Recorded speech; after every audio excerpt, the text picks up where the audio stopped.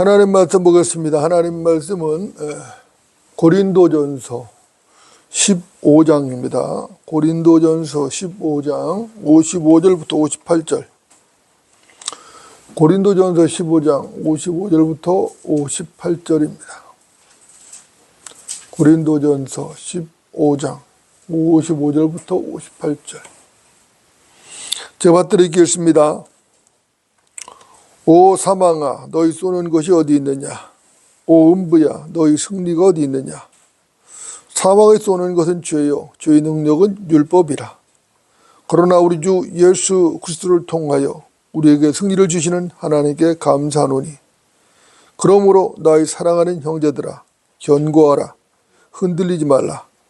항상 주의 일을 넘치게 하라. 이는 너희의 수고가 주 안에서 헛되지 아니한 줄을 너희가 알미니라. 아멘. 오늘 말씀의 제목은 최후의 승리를 보라입니다. 최후의 승리를 보라. 여러분들, 승리가 뭐죠? 승리. 승리라는 것은 겨루어서 이기는 것이죠. 승리라는 것은 겨루어서 이기는 것인데, 한글 킹 제임스 성경에는 승리라는 단어가 21번이 나옵니다. 그리고 그 외에도 이기라, 이기고, 이겨서 등등 승리와 관련된 그러한 어휘들이 나옵니다. 여러분이 아시는 대로 예수 그리스도인들, 예수 그리스도를 믿는 그리스도인들은 그리스도의 군사죠. 군사가 왜 존재하는가? 여러분들, 군사가 왜 존재하죠? 군사는 전쟁을 위해서 준비하는 것이죠. 만약에 군사가 전쟁의 날에 싸우지 못한다면은 그 군사는 존재할 가치가 없죠. 존재할 이유도 없는 것입니다. 우리 대한민국은 상비군이 약 50만 명이고 예비군이 약 275만 명이라고 합니다. 이런 모든 상비군이 됐던 예비군이 됐던 군사의 존재 이유는 전쟁인 것입니다. 영적인 군사도 마찬가지죠. 우리는 그래도 군사하고 영적인 군사인데, 영적인 군사도 존재 이유는 전쟁인 것입니다. 그렇죠? 네, 전쟁입니다. 여러분 어떻습니까? 전쟁이라는 것은 싸움 아닙니까? 싸움이죠, 그죠? 그렇다면은 영적 전쟁은 누구와의 싸움인가 하는 것이죠. 에베소서 6장을 좀 보겠습니다. 에베소서 6장.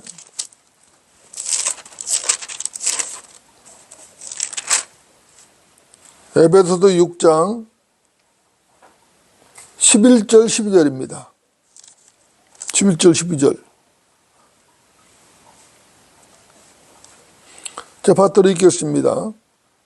너희는 마귀의 술책에 대항하여 설 수 있도록 하나님의 전신갑옷을 입으라. 이는 우리의 싸움이 혈과 육에 대항하는 것이 아니라 정사들과 권세들과 이 세상 어둠의 주관자들과 높은 것들에 있는 영적 악에 대항하는 것이기 때문이니라. 이렇게 말씀합니다. 여러분도 어떻습니까? 성경은 분명하게 말씀하셨죠. 너희는 마귀의 술책에 대항하여 설 수 있도록 하나님의 전신갑옷을 입으라. 이렇게 말씀하셨습니다.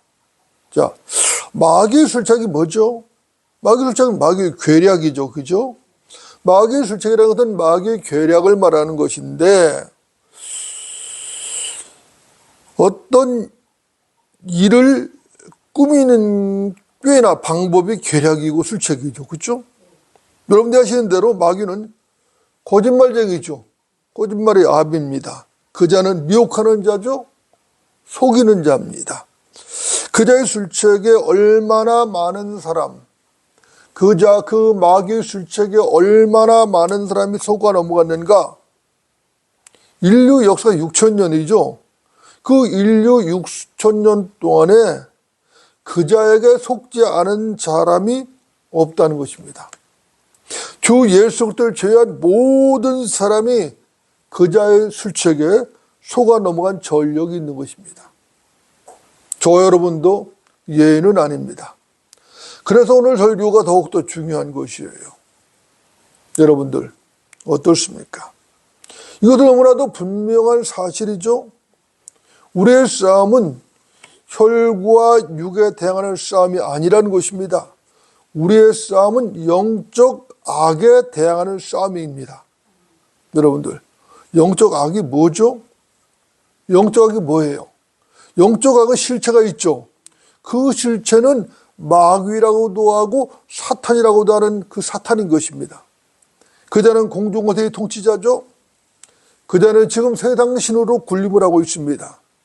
그자는 정사들과 권세들과 이 세상 어둠의 주관자들과 높은 곳들의 영적 악을 거느린 죄의 원흉인 것입니다. 여러분들 어떻습니까? 우리는 기본적으로 그자에 대항하여 그자의 졸개들과 싸우고 있는 것이죠. 그자의 졸개들이 마귀들, 악한 영들, 더러운 영들, 이런 영들이거든요. 그래서 우리의 싸움은 혈과 육의 싸움이 아니라는 것입니다. 영들과의 싸움이기 때문에 이 영적인 싸움이라는 것이죠. 영적 전쟁인 것이에요. 그래서 이것은 혈과 육의 싸움이 아닌 것입니다. 우리는 분명히 영적인 악에 대항하여 싸우는 것입니다. 여러분들, 마귀가 죄가 있나요, 없나요? 마귀는 죄가 충만하죠. 현명한 자입니다. 성경은 그 자 마귀가 다니엘보다도 현명하다고 말씀을 하고 있어요. 그 자는 모든 인간들의 약점을 알고 있죠. 너무나도 잘 알고 있습니다. 물론 제 약점도 알고 있고 여러분들 각인의 약점도 다 알고 있습니다. 그자가 그 약점을 교묘하게 파고들며 집요하게 공격을 하는 것입니다. 그래서 에베소서 4장 27절은 마귀에게 틈을 주지 말라고 말씀을 하고 계신 것이에요. 마귀에게 틈을 주지 말라는 거예요. 틈만 나면 마귀는 공격을 하기 때문에 틈을 줘서는 안 된다는 것입니다. 여러분들 어떻습니까? 마귀는 사람을 미혹하죠. 사람을 미혹해서 죄를 짓게 만드는 것입니다. 세상의 좋은 것들, 세상의 달콤한 것들로 미혹을 하거든요. 그래서 육신의 욕망을 자극합니다. 심지어는 하나님의 말씀으로도 공격을 합니다. 이처럼 마귀 공격은 다양한 것입니다. 아주 다양하게 공격을 하거든요. 사람이 죄를 지었다는 것은 이미 마귀 짓을 한 것이죠. 그 사람은 이미 마귀의 종이 된 것입니다. 그렇다면 그 사람은 속히 거기다 빠져나와야 되는 것이죠. 그 죄에서 속히 빠져나와야 되는 것이죠. 그렇지 않으면 마귀의 종노릇을 계속할 수밖에 없는 것입니다. 여러분들, 여러분 어떻습니까? 여러분은 죄를 지은 적이 없으십니까? 혹시 지금도 죄에 빠져 있지는 않습니까? 여러분들, 누구든지 정복을 당하면 정복한 자의 종이 되는 것이죠. 예의가 없습니다. 누구든지 정복을 당하면 정복한 자의 종이 되는 것이에요. 이것은 지극히 당연하죠. 이것은 지극히 당연한 원리입니다. 마귀는 죄의 출발이고 그 원흉입니다. 그자가 최초의 사람, 첫사람 아담을 쓰러뜨렸죠. 지금도 삼킬자를 찾아다니는 것입니다. 정신을 차리고 깨어 있으라. 여러분들, 그렇다면 무엇 때문에 왜 정신을 차리고 깨어 있으라고 하신 것이죠? 이유는 간단한 것이죠. 복잡하게 전혀 없습니다. 마귀의 공격에 쓰러지지 않게 하기 위해서 정신을 차리고 깨어 있으라고 말씀하신 것이죠. 정신을 차리고 깨어 있으라. 이는 너희 대적 마귀가 울부짖는 사자처럼 삼킬자를 찾아 두루 다니기 때문이니라. 에베소서 5장 8절 아닙니까? 여러분들 어떻습니까? 울부짖는 사자, 울부짖는 사자를 생각해 보십시오. 사자가 먹이를 못 먹어서 굶주렸습니다. 그 굶주린 사자가 울부짖으면서 지금 나를 삼키려고 이리저리 찾아다니고 있습니다. 생각만 해도 등골이 오싹하죠? 여러분들, 사자가 공격하는 것을 보셨습니까? 여러분들, 사자가 어떻게 공격을 하죠? 여러분들, 사자의 첫 번째 공격 포인트, 그 포인트가 어디죠? 사자는 일단 그 육중한 몸매, 육중하고 날쌘 그 몸을 가지고 먹잇감을 덮쳐서 쓰러뜨리는 것입니다.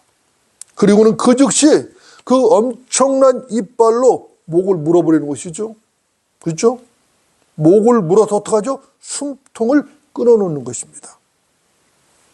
숨통이 완전히 끊어질 때까지 끝까지 물고 늘어진 게 사자예요. 이 맹수들의 그 근성입니다.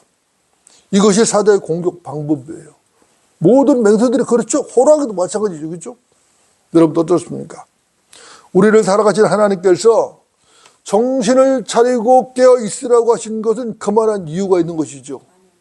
괜히 하신 말씀이 아니라고. 하실 말씀이 없어서 괜히 그냥 하신 말씀이 절대 아니라는 것입니다. 여러분들, 우리는 믿음 안에 굳게 서서 영적 악에 대항을 해야 되는 것이죠. 마귀에게 틈을 주지 말고 깨어 있어야 되는 것입니다. 그렇지 않다면 우리도 역시 별다른 도리가 없어요. 그렇죠? 마귀의 공격에 쓰러지는 것은 한순간입니다. 한순간이에요. 그렇죠? 오랜 시간이 필요 없어요. 마태복음 16장을 보겠습니다. 마태복음 16장. 마태복음 16장.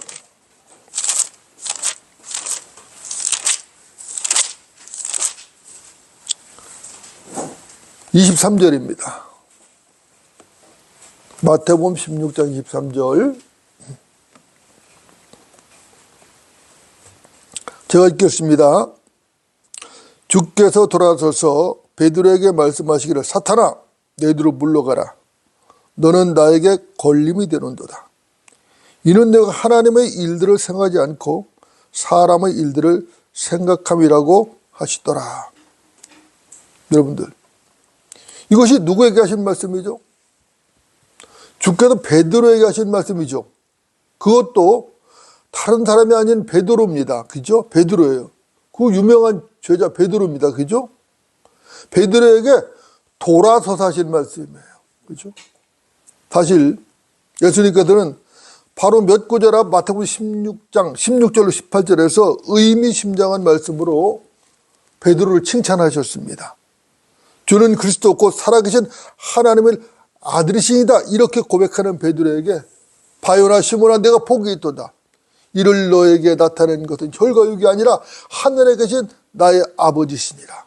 나도 너에게 말하노니 너는 베드로라. 이 반석 위에 내가 나의 교회를 세우리니 지옥의 문들이 그들 이기지 못하리라.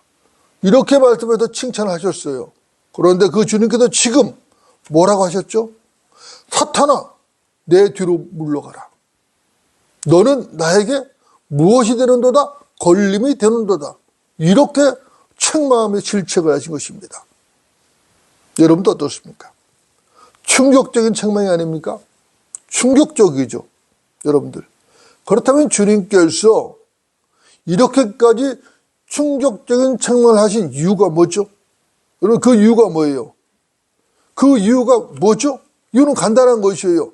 내가 하나님의 일들을 생각하지 않고 사람의 일들을 생각한다는 것입니다. 이것이 이유의 전부인 것이에요. 예수님께서는 제자들에게 장로들과 선임 제사장들과 서기관들로부터 많은 고난을 받고 자신이 죽으실 것과 셋째 날에 다시 일으키실 것을 말씀을 하셨습니다. 그때 베드로가 주님을 붙들고 말렸어요. 주여 그럴 수 없나이다. 이런 일이 결코 주께 있어서는 아니되옵니다. 마태복음 16장 22절에 나오거든요. 이렇게 베드로가 가로막고 나선 것이에요. 그런데 주님은 매몰차고 냉정합니다. 사탄아 내 뒤로 물러가라. 사탄아 내 뒤로 물러가라. 너는 나에게 걸림이 되는도다. 이렇게 말씀하신 것이. 이건 심한 책망이죠. 그렇죠? 여러분들 어떻습니까? 베드로라는 죄자가 주님을 사랑합니까? 사랑하지 않습니까? 주님을 사랑하죠. 그는 분명히 누구보다도 주님을 사랑하는 죄자입니다. 그것도 주님을 열정적으로 사랑하는 제자예요. 그렇죠? 예수님을 하나님의 아들로 가장 먼저, 가장 정확하게 고백한 게 바로 베드로입니다. 그런데 문제가 뭐죠? 문제가 뭐예요? 문제는 그 순간에 베드로가 하나님의 일들을 생각하지 않고 사람의 일들을 생각했다는 것입니다. 그렇죠? 베드로는 그 생각으로 주님을 붙들었어요. 그럴 수 없다고 막아섰습니다. 십자가의 길을 막아선 것이죠. 그렇죠? 주님의 사역을 막아섰던 것이죠. 그래서 주님께서 사탄아, 내 뒤로 물러가라고 호통을 치신 것입니다. 너는 나에게 걸림이 된다고 호통을 치신 것이에요. 이렇게 아주 매섭고 호된 책망, 호된 질책을 베드로가 지금 받은 것입니다. 여러분도 어떻습니까? 우리는 여기서 중요한 교훈을 배우게 됐죠. 그 교훈이 무엇입니까? 그것은 주님을 열정적으로 사랑하는 사람도 한순간에 주님의 일에 걸림돌이 될 수 있다는 것입니다. 주님을 열정적으로 진실되게 사랑하는 사람도 한순간에 주님의 사역을 방해하는, 주님의 일을 가로막는 그 걸림돌이 될 수 있다는 것입니다. 하나님의 일들을 먼저 생각하지 않고 사람의 일들을 생각할 때에 그런 힘이 사탄의 종이 되어버린다는 것입니다. 심지어 주님은 베드로를 사탄과 동일시했습니다. 사탄의 종이라고 한 것도 아니고 사탄이라고 아주 동일시해버렸습니다. 사탄아 물러가라. 사탄아 물러가라. 이 말씀은 참으로 두려운 말씀이죠. 참으로 무서운 말씀이고 참으로 엄청난 말씀인 것입니다. 여러분은 어떻습니까? 여러분은 지금 무슨 생각을 하고 계십니까? 여러분은 지금 하나님의 일들을 생각하고 계십니까? 아니면 사람의 일들을 생각하고 계십니까? 우리는 스스로 자신을 돌아보아야 할 것입니다. 자신을 겸허하게 돌아보아야 할 것입니다. 우리에게 주어진 시간은 하루 24시간이죠. 그 24시간 동안 나는 과연 무슨 생각을 하면서 살고 있는가? 우리에게 하루에 주어진 시간이 24시간인데 그 24시간 동안 과연 나는 무슨 생각을 하며 무슨 일들을 생각하며 살고 있는가? 우리는 돌아봐야 되는 것입니다. 솔직하고 겸허하게 돌아봐야 하는 것입니다. 나는 하나님의 일들을 생각하며 살고 있는가? 나는 하나님의 일들을 생각하고 있는가? 아니면 나는 나의 육신적인 일들, 세상 일들, 사람의 일들에만 매달려서 살고 있는가? 우리는 겸허하게 돌아보아야 되는 것이죠. 누구든지 나를 따라오려거든 자기를 부인하고 자기 십자가를 지고 나를 따르라. 마태복음 16장 24절 말씀입니다. 누구든지 나를 따라오려거든 어떡하라고요? 자기를 부인하고 자기 십자가를 지고 나를 따르라고 주님께서 말씀하셨습니다. 여러분들 어떻습니까? 그리스도인들, 구원받은 우리가 그리스도인들이죠. 그리스도인들이 그 믿음이 어디에서 시작되죠? 어디서 시작돼요? 간단하죠. 그리스도인들의 믿음은 자신이 죄임을 시인하고 자기를 부인하는 데서부터 시작되는 것입니다. 다른 방법이 없어요. 자기가 죄인임을 시인하고 자기 자신을 부인한 데서 그리스도인의 삶이 시작되는 것이에요. 거기도 출발하는 것이에요. 로마서 6장을 한번 찾아볼까요? 로마서 6장. 로마서입니다. 6장.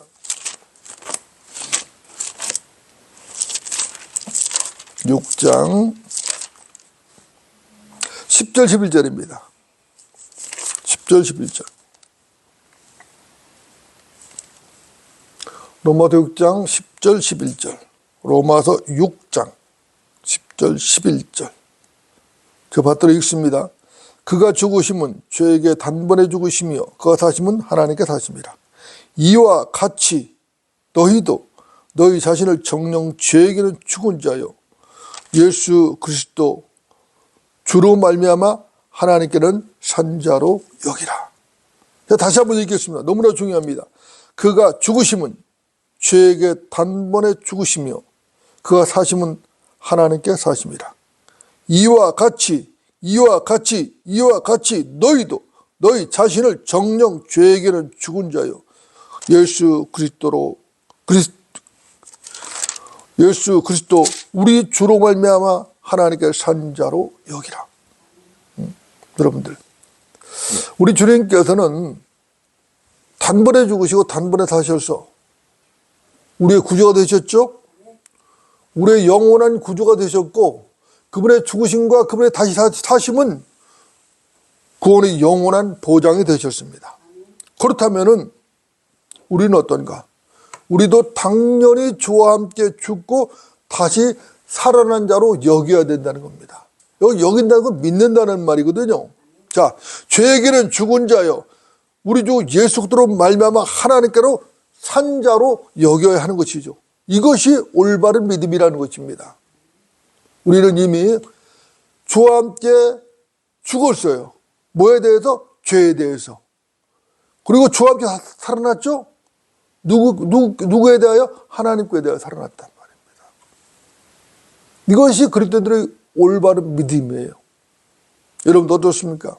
여기도 여긴다는 것은 믿는다는 말이라고 제가 말씀드렸어요. 바울은 이 점에서 분명하게 말을 하고 있습니다.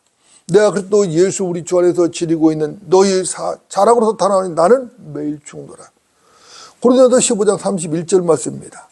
내가 그리스도 예수 우리 주 안에서 지니고 있는 너희 자랑으로서 단언하노니 나는 뭐라고요? 매일 죽노라. 사도 바울은 매일 다시 죽은 자로 여겼던 것이에요. 매일 죽었던 것이에요. 여러분들, 우리도 다를 것이 없죠? 우리는 날마다 매일매일 죽어야 하는 것입니다. 그렇지 않으면 어떤 일이 벌어지죠? 날마다 죽지 아니하면 내 생각이 살아납니다. 내 육신의 욕망이 살아나요. 내 생각이 살아나고 내 육신의 욕망이 살아나면 어떻게 되죠? 하나님의 말씀을 거역하게 되는 것입니다. 그리고 하나님을 대적하게 되는 것이에요. 이것이 인간의 본성인 것입니다. 인간의 본성은 쓸모가 없어요. 이 타락한 본성이기 때문에 그렇죠. 아담의 범죄한 이후에 죄가 들어왔고 그 타락한 본성은 쓸모가 없어요. 인간의 혈과욕은 지독하게 끈질긴 것입니다. 마귀는 이 혈과욕을 교묘하게 자극하고 공격하는 것이에요. 그래서 우리는 어떻게 된다? 날마다 죽어야 하는 것입니다. 사실 인간이라는 존재는 구제불능이에요. 종교는, 세상의 모든 이방 종교들은 인간이 스스로 어떤 자기 개발을 하거나 아니면 어떤 명상을 하거나 아니면 어떤 극기를 하거나 어떤 이런 여러 가지 방법들을 통해서 어떤 선행을 하거나 이런 방법을 통해서 구원을 받을 수 있다 생각하지만 인간은 그런 존재가 아닙니다. 인간은 본성 자체가 죄의 본성을 가지고 태어났기 때문에 구제불능이에요. 거듭나지 않은 인간은 쓰레기에 불과합니다. 하나님의 자비와 사랑과 은혜를 받아들이지 않는다면 인간은 아무짝에도 쓸모가 없어요. 아무짝에도 쓸모가 없습니다. 여러분도 생각을 해보십시오. 거듭나지 않은 인간이 쓸모가 있는지 한번 생각을 해보십시오. 사람의 가치관으로 생각하지 말고 하나님의 가치관으로 판단을 해보십시오. 하나님의 시각으로 한번 바라보십시오. 냉철하게 바라보십시오. 네, 어떻습니까? 우리도 구원받기 전에는 그런 쓰레기였죠. 주 예수 그리스도로 말미암은 하나님의 은혜가 없었다면 우리도 별 수 없이 다 지옥불에서 영원히 태워질 쓰레기에 불과했습니다. 여러분도 어떻습니까? 하나님의 은혜가 크지 않습니까? 하나님의 은혜가 커도 너무 크죠? 감당할 수 없을 만큼 크다고. 그죠? 이제 오늘 본문 고린도서 15장을 보고 정리를 좀 하겠습니다. 고린도서 15장입니다. 15장 55절부터 58절까지입니다. 고린도전서 15장 55절부터 58절. 자, 받들어 읽겠습니다. 오 사망아, 너희 쏘는 것이 어디 있느냐? 오 음부야, 너희 승리가 어디 있느냐? 사망에 쏘는 것은 죄요, 죄의 능력은 율법이라. 그러나 우리 주 예수 그리스도를 통하여 우리에게 승리를 주시는 하나님께 감사하노니, 그러므로 나의 사랑하는 형제들아, 견고하라. 흔들리지 말라. 항상 주의를 넘치게 하라. 이는 너희 수고가 주 안에서 헛되지 아니한 줄을 너희가 알미니라. 아멘이죠, 그죠? 오 사망아, 너희 쏘는 것이 어디 있느냐? 오 음부야, 너희 승리가 어디 있느냐? 이것이 뭐죠? 이건 승리의 외침이죠, 그죠? 승리의 함성이라고. 마지막 나팔 소리와 함께 우리가 휴거되면서 환희와 희열의 기쁨으로 외치는 승리의 선언입니다. 이건 승리의 함성이에요. 우리는 하나님의 나팔 소리에 눈 깜짝할 순간에 이 썩어질 몸이 썩지 아니하는 몸으로 변화되어 저 높은 셋자리로 솟구쳐 올라갈 것입니다. 여러분들 어떻습니까? 사망 끝, 그죠? 약속된 알파와 오메가야, 영생의 시작이죠. 고통 끝, 환희의 시작입니다. 그죠? 율법의 죄도, 율법의 정죄도, 사망도 완전히 끝이 나는 것이에요. 더 이상 율법의 정죄가 없어요. 더 이상 사망도 없어요. 그죠? 완전 끝나는 것입니다. 그때까지 살아있는 성도는 변화돼서 썩지 않을 몸을 입고 휴거될 것이에요. 이미 죽어도 잠자던 성도들은 무덤을 떨치고 일어날 것입니다. 부활해서 썩지 않는 몸을 입고 휴거될 것입니다. 그러니까 사망아, 너희 쏘는 것이 어디 있느냐? 음부야, 너희 승리가 어디 있느냐? 이렇게 말하는 것이. 여러분도 어떻습니까? 이것은 빈말이 아니죠? 이건 농담이 아닙니다. 이건 헛소리가 아니에요. 이것은 진솔한 하나님의 말씀인 것입니다. 거짓말 하실 수 없는 하나님, 그분께서 하신 말씀인 것이에요. 무덤에서 잠자던 성도들은 일어날 것입니다. 오 음부야, 너희 승리가 어디 있느냐? 드디어 사망에서 일어나는 겁니다. 다시 살아나는 것이에요. 이렇게 외치면서 일어나서 하늘로 휴거될 것입니다. 그때까지 살아있던 성도들은 오 사망아, 너희 쏘는 것이 어디 있느냐? 사망에 쏠 수가 없어요. 그죠? 그때까지 살아있는 들은 변화됩니다. 산처럼 변화되어 올라가기 때문에 사망에 쏠 수가 없어요. 그래서 사망아, 너희 쏘는 것이 어디 있느냐? 이렇게 외치면서 하늘로 솟구쳐 올라갈 것입니다. 당당한 최후의 승리죠. 당당한 최후의 승리의 선언인 것입니다. 강력한 하나님의 힘에서 이끌려가는 것이죠. 우리 자신의 힘으로 올라가는 게 아닙니다. 하나님께서 이끌어 올리시는 것이에요. 이끌어 올리시는 것입니다. 그때 우리는 당당하게 승리를 선언할 것입니다. 만천하의 승리를 선언할 것입니다. 여러분들, 승리를 주시는 하나님께 감사하십시오. 승리를 주시는 그 하나님, 그 위대하신 하나님, 사랑의 하나님, 자비의 하나님, 은혜의 하나님께 감사하십시오. 견고한 믿음을 갖고 흔들리지 마십시오. 어떤 환난과 고통과 어떤 시련이 올지라도 견고한 믿음으로 흔들리지 마십시오. 주의 일을 넘치게 하십시오. 우리 헌신과 수고는 결코 헛되지 않다라고 성경은 말씀하고 있는 것입니다. 데살로니가전서 4장을 한번 보겠습니다. 데살로니가전서 4장.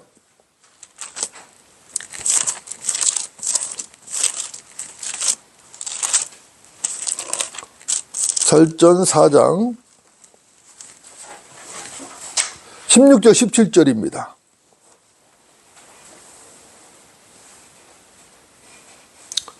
사도행전 4장 16절 17절. 주께서 호령과 천사장의 음성과 하나님의 나팔소리와 함께 하늘로부터 친히 내려오시리니 그러면 그리스도 안에서 죽은 자들이 먼저 일어나고 그리고 나서 살아남아 있는 우리도 공중에서 주와 만나기 위하여 그들과 함께 구름 속으로 끌려 올라가리니 그래야 우리가 영원히 주와 함께 있으리라. 자, 주께서 호령과 천사장의 음성과 하나님의 나팔소리가 들려옵니다. 하늘로부터 들어. 그때 주께서 내려오시죠? 그러면 그리스도 안에서 잠자던 성도들, 죽은 자들이 먼저 일어나요. 그래서 하늘로 올라가는 거예요. 그리고 나서 살아남아있는 우리도 그때까지 죽음을 맛보지 않고 살아있는 우리도 뭐랬죠? 사망에 너희 쏘는 것이 어디 있느냐 뭐 외치면서 하늘로 올라가는 것이요. 놀라운 것이죠. 놀라운 것입니다. 응? 놀라운 것이. 응? 무덤에서 일어난 그 성도들은 음부야 너희 승리가 어디 있느냐고 외치며 올라갈 것이고, 그렇죠? 그때까지 살아있던 성도들은, 변화된 성도들은 사망은 너희 쏘는 것이 어디 있느냐고 외치면서 올라갈 것입니다. 디모데후서 4장 한번 볼까요? 디모데후서 4장 7절 8절입니다. 뭐라고 말씀하시는지. 7절 8절 제가 드리겠습니다. 내가 선한 싸움을 싸우고 달려갈 길을 마치고 믿음을 지켰으니 이후로는 나를 위하여 의의 면류관이 마련되어 있어 의로운 재판것인 주께서 그날에 그들 내게 주실 것이며 또 나뿐만이 아니라 그의 나타나심을 사모하는 모든 사람에게도 주실 것이라. 그렇죠? 얼마나 은혜로운 말씀입니다. 내가 선한 싸움을 싸우고 달려갈 길을 마치고 믿음을 지켰다는 것이죠. 사도 바울의 고백이죠. 우리도 이런 고백을 할 수 있어야 되는 것이죠. 당연히 해야 되는 것입니다. 이후로는 나를 위하여 의의 면류관이 마련되어 있어 의로운 재판이 주께서 그날에 그들 내게 주실 것이며 그랬습니다. 하나님께서 나에게 면류관을 주실 것인가 안 주실 건가 아니라 확신한 거예요. 분명히 주신다고 확신했는데, 그런데 나뿐만이 아니라 그의 나타나심을 사모하는 모든 사람에게도 주실 것이라고 사도 바울은 단호하게 말씀하고 있는 것입니다. 이건 사도 바울의 어떤 결심이나 의지의 표현만이 아닌 것이에요. 이것은 하나님께서 그에게 성령의 감동을 줘서 기록한 말씀이기 때문에 이건 하나님의 말씀인 것이에요. 여러분도 어떻습니까? 위대하지 않습니까? 주님 다시 오시죠. 다시 오실 주님을 만날 그날, 다시 오실 주님을 만날 그날이 기대되지 않습니까? 주님께서 곧 오실 겁니다. 약속한 대로 반드시 속히 오실 것이에요. 반드시 내가 속히 오리라. 반드시 내가 속히 오리라. 이렇게 약속하신 그 말씀대로 주님께서 속히 오실 것입니다. 우리 모두 최후의 승리를 기다리며 믿음의 선한 싸움을 싸워야 되겠죠? 능력 있는 그리스도의 군사로서 살아가야 될 것입니다. 예수 그리스도의 좋은 군사로서 깨어서, 그죠? 영적 전쟁을 수행하며 주님의 사역에 헌신하고 다시 오실 주님을 기다리는 성도의 삶이 되어야 될 것입니다. 우리 바른 침략의 성도들은 모두가 그러한 그리스도의 좋은 군사들이 되어야 할 것입니다. 기도하시겠습니다.